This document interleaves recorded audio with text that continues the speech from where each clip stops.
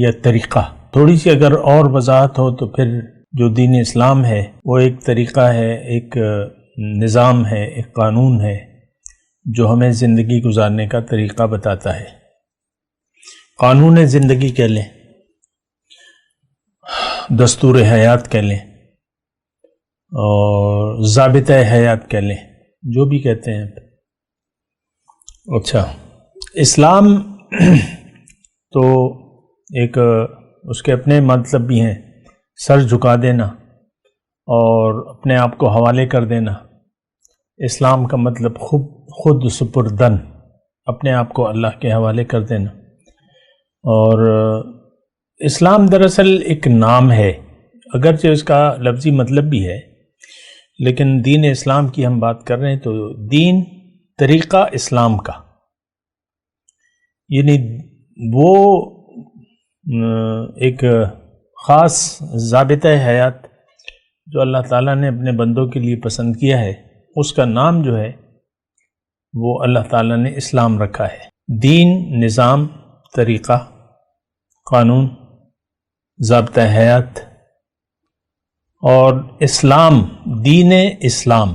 دیکھیں دو لفظ ہیں نا، دین اسلام. اعوذ باللہ من الشیطان الرجیم، بسم اللہ الرحمن الرحیم. اللہم صلی علی سیدنا محمد معدن الجود والکرم وآلہ وسلم. سامعین و ناظرین اکرام، السلام علیکم ورحمۃ اللہ وبرکاتہ. آج کا ہمارا موضوع دین اسلام کی حقیقت. دیکھیں دین کا معنی پہلے جان لیں. دین کہتے ہیں قانون، طریقہ.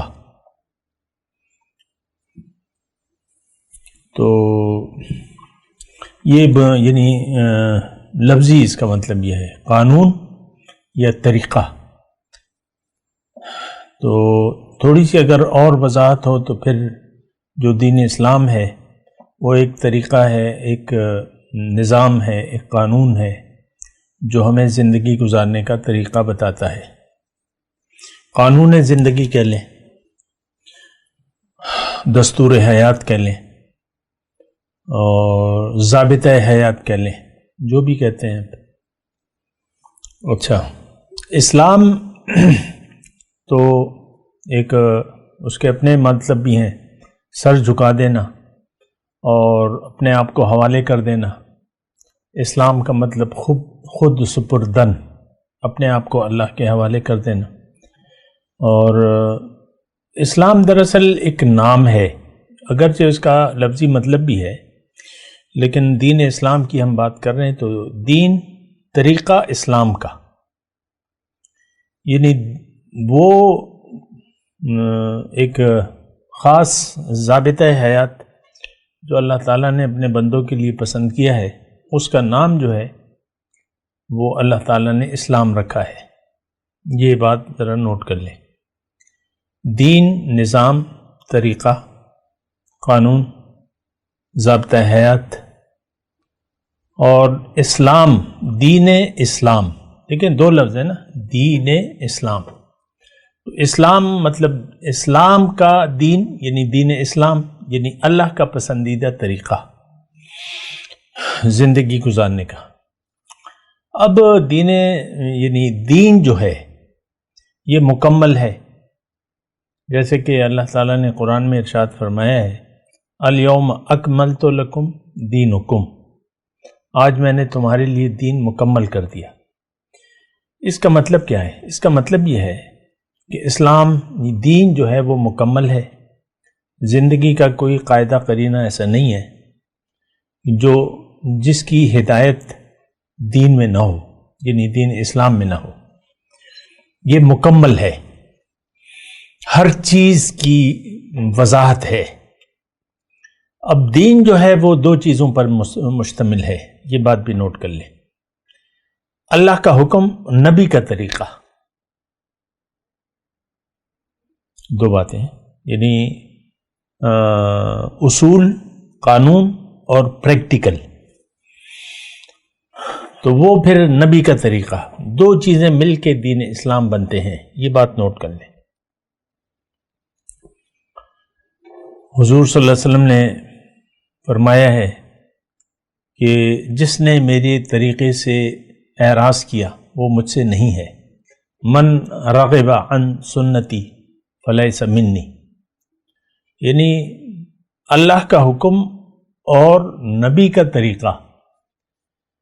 دیکھیں بات ایک ہی ہے، یعنی اللہ کا حکم یا قرآن آپ لے لیں یا شریعت لے لیں.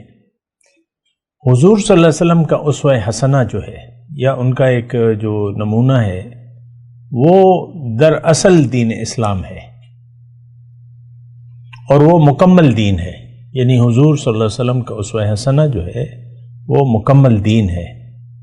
اسی لیے اللہ تعالیٰ نے قرآن میں ارشاد فرمایا ہے کہ قل ان کنتم تحبون اللہ فاتبعونی یحببکم اللہ. اے لوگو اگر تم اللہ سے محبت رکھتے ہو تو میری اتباع کرو. یحببکم اللہ، اللہ تعالیٰ تمہیں اپنا محبوب بنا لے گا، تمہارے گناہوں کو بخش دے گا، تمہیں جنت میں داخل کرے گا. فاتبعونی، حضور صلی اللہ علیہ وسلم کا اتباع یعنی حضور کا نقش قدم کی پیروی یا ان کے راستے پر چلنا یا جو بھی آپ کہہ لیں. تو حضور صلی اللہ علیہ وسلم کا طریقہ، اب یہ دین اسلام ہو گیا یا محمد رسول اللہ کا اتباع ہو گیا، ان کی پیروی ہو گئی. اگر کوئی شخص یہ نہیں جانتا، اپنے آپ کو نہیں جانتا، اپنی منزل کو نہیں پہچانتا اور منزل کو اس نے اپنا مقصود حیات نہیں بنایا تو اس کو ان چیزوں سے کوئی دلچسپی نہیں ہوگی. اس وضاحت کی اس کو نہ تو ضرورت ہے، اور اگر میں مختصر الفاظ میں کہوں تو دین اس شخص کی ضرورت نہیں رہتی جس کی منزل اللہ نہ ہو، تو دین کی اس کی نظر میں کوئی اہمیت نہیں ہوگی. آج کا مسلمان جو ہے اس کی نظر میں دین کی اہمیت نہیں ہے،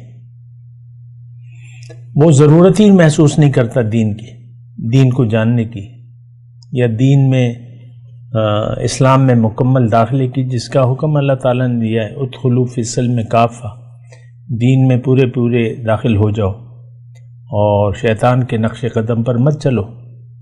دیکھیں دو طریقے ہیں،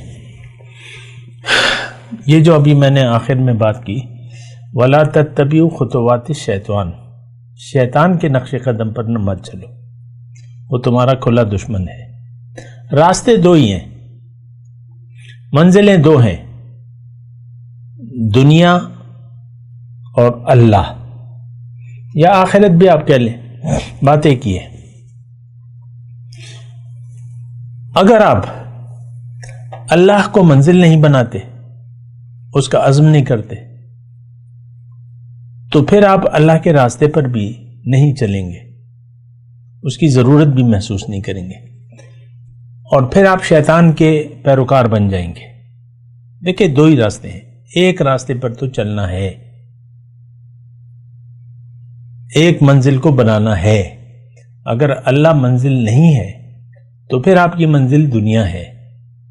اگر آپ کی منزل دنیا بن گئی تو پھر آپ کو دین کی ضرورت نہیں رہتی، پھر وہ خانہ پوری سی ہوتی ہے. بس عید کی نماز پڑھ لی، چلیں 5 وقت کی نماز پڑھ لی، روزے رکھ لیے، زکوٰۃ دے دی، حج پہ چلے گئے، زکوٰۃ دے دی، بس یہی چند چیزیں آپ کی نظر میں دین ٹھہر جائیں گے.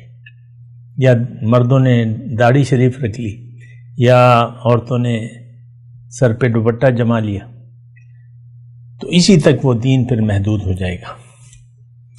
آج کا مسئلہ یہی ہے کہ ہم اپنے آپ کو جانتے نہیں ہیں، نہ جاننا چاہتے ہیں. تو جب آپ اپنے آپ سے بھی یعنی اپنی آپ کو واقفیت نہیں ہے تو آپ کو اپنی منزل کی کیا پرواہ ہوگی؟ پھر تو وہی ہوگا کہ جو وہی آپ کریں گے جو لوگ کر رہے ہیں، انہی کے راستے پر چلیں گے. ہمارے سامنے جو لوگ ہیں ان کی منزل تو دنیا ہے اور وہ دنیا داری کے راستے پر چل رہے ہیں. آج کے مسلمان کی منزل دنیا ہے، اور ہم سب دنیا کے راستے پر، دنیا کو منزل بنا کے دنیا کے راستے پر چل رہے ہیں۔ دین کی ہماری نظر میں کوئی اہمیت نہیں ہے، یہ وہ رسمی سا رہ گیا ہے، ہمارا جو اسلام ہے نا وہ رسم رہ گئی ہے بس۔ دیکھیں، قرآن کی ہماری نظر میں کوئی اہمیت نہیں ہے، اس بات کو بھی نوٹ کر لیں آپ، ہماری نظر میں قرآن پاک کی کوئی اہمیت نہیں ہے بطور کتاب ہدایت۔ زیادہ سے زیادہ کیا ہوگا، قاری صاحب سے آپ قرآن پڑھ لیں گے، اپنے بچوں کو پڑھوا لیں گے، اور زیادہ ہوگا تو اس کا رٹا لگوا لیں گے، اور زیادہ ہوگا تو بچے کو مدرسے میں بٹھا کے اس سے مدرسے میں 8 سال اس کے درس نظامی میں لگا دیں گے۔ اس کے علاوہ تو کوئی اہمیت نہیں ہے۔ یہ ساری باتیں سوچنے کی ہیں، ہم ان باتوں پر نہ سوچتے ہیں نہ سوچنا چاہتے ہیں۔ کیوں کہ ہمیں دنیا کا دھوکہ لگ چکا ہے، ایک دنیا کے دھوکے میں ہم پڑے ہوئے ہیں، آخرت پر ہمارا یقین نہیں ہے۔ بات کرتے ہیں ایک وقفے کے بعد۔ وآخر دعوانا ان الحمدللہ رب العالمین۔ مولایا صلی وسلم دائما ابدا علی حبیبک خیر الخلق کلہم